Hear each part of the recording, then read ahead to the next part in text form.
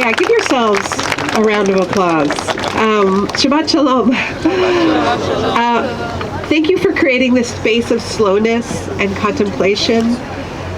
The horror moves so quickly, and we need space to feel. I think that's part of how we stay in this struggle, and holding each other when we need to fall apart. We don't want to be movement robots, right? That doesn't build healthy movements. So thank you for doing this work, this beautiful multiracial, multi-ethnic, multi-faith alliance. You know, I see this as part of the Jewish.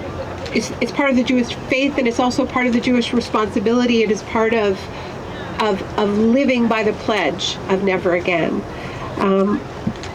So I talked earlier, I don't want to repeat myself. I went down memory lane and talked about how when I was here as an undergraduate, just a couple months into my time at U of T as a first year, I went to my first student demonstration where we occupied the office of the president of the university and demanded that the university divest from apartheid South Africa, from companies invested in apartheid South Africa. And the weird thing is we won. We didn't win because we occupied the president's office. We won because decades of activists had struggled, of course, in South Africa, in so many ways, and in the diaspora and in solidarity. And we just got to be the lucky generation. Then after they had banged their heads on this seemingly immovable force of this door that would not open, we tapped the door and it opened. And so I want to offer you a couple of blessings, a couple of wishes. One is just protection, that this beautiful space and the gentleness with which you've treated each other, the care that has gone into building this culture, be treated as the precious space that it is. And that this university, who has been on the wrong side of history way too many times, does not do it once again and meet this beauty, this care, this morality, this courage with brute force. Because my oh my, would that be a bad look. And we will not let it pass.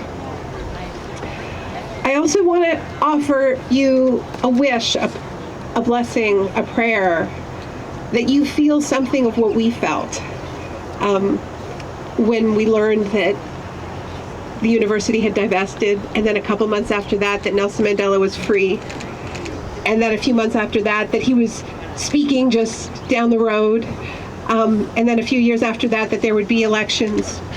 I don't want to say it was a utopia, but I want you to feel that sense of possibility. I want you to breathe that oxygen. I want you to have that blue sky.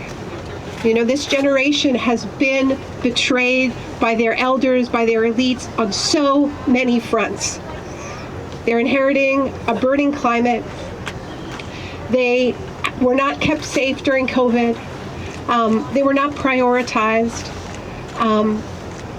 And they should not be crushed for the fact that they have greater morality than the people who claim to be leaders.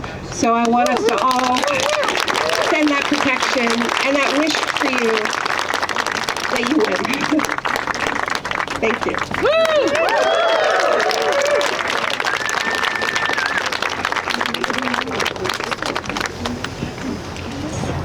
Before I bless the bread, I want to offer a prayer for healing.